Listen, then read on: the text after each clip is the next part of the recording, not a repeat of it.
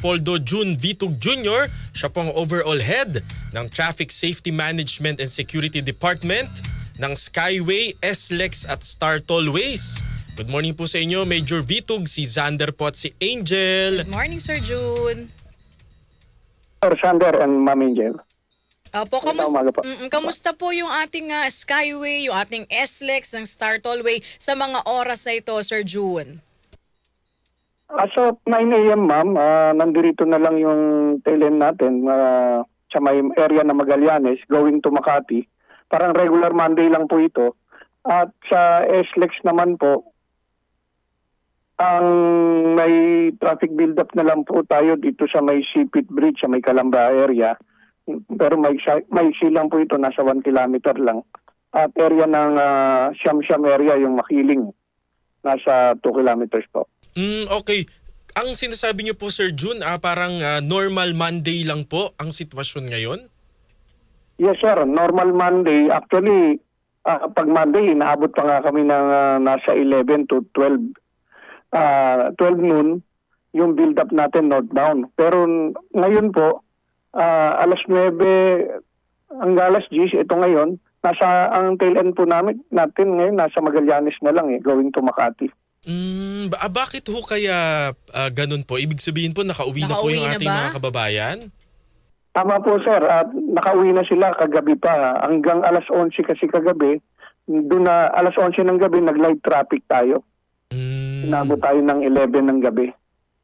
So nakauwi na pala ating mga kababayan. Pero wala naman po ba tayo mga naitala na mga untoward incident dito po sa paggunita po ng Undas, Sir June?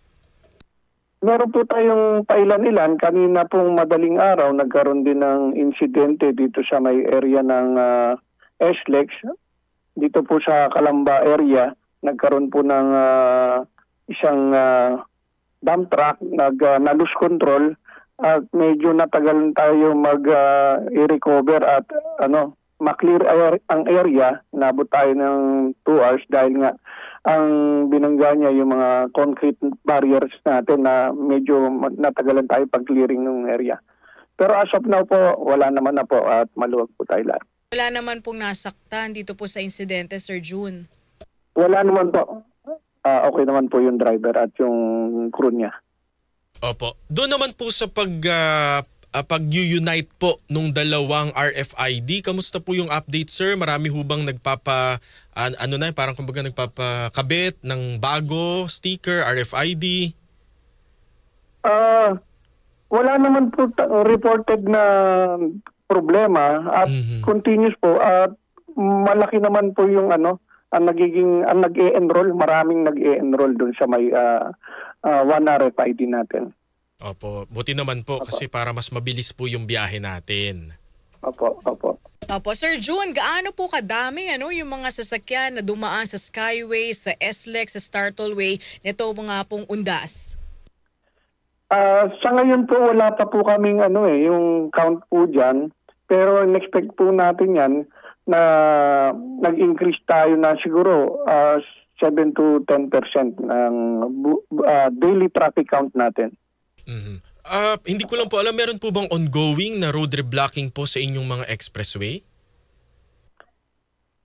Buong simula po noong October 29, bago pa po mag-undas, in-stop na po natin. Nagkaroon po tayo ng roadworks moratorium na in-stop po yung mga road repair natin. Totally para hindi po makaabala. Across all SMC tollways, wala po tayong road repair. Except po yung mga natin na nasa outer lane na meron tayong ongoing widening sa SLEX at Star Tollway. Ito mga road repair na ito, Sir June, magbabalik ba after nitong Undas o tigil na? Babalik na next year dahil malapit naman tayong pagdiriwang naman ng Pasko. Balik po tayo simula mamayang gabi. Ang roadworks naman natin, itong gabi naman po natin ginagawa yan, 10 p.m.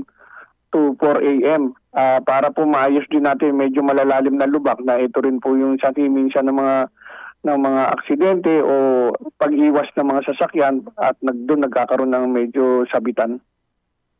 Opo. Ayun nga. Pero meron na po ba tayong mga ginagawang paghahanda po dahil nga malapit na po ang Pasko? Ito yung mas marami tayong mga kababayan, ano? Mas mabilis dumating yan eh. Oo. Opo.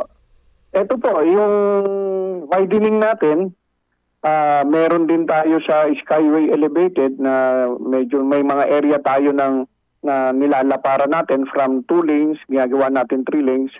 At yung SLEX natin, meron medyo malapit na pong matapos yun. Parang nasa mga ilang area na lang, yung mga tulay na lang po natin ang tinatapos yan. From 3 lanes, ngayon 6x6 na po yan, 6 lanes po.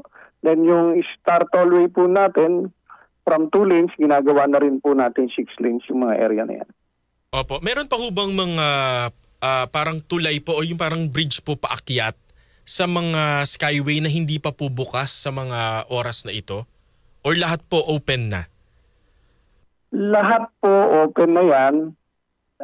Meron pang hindi lang, actually hindi to paakyat, pababa po ito Saan po? ng Quirino po.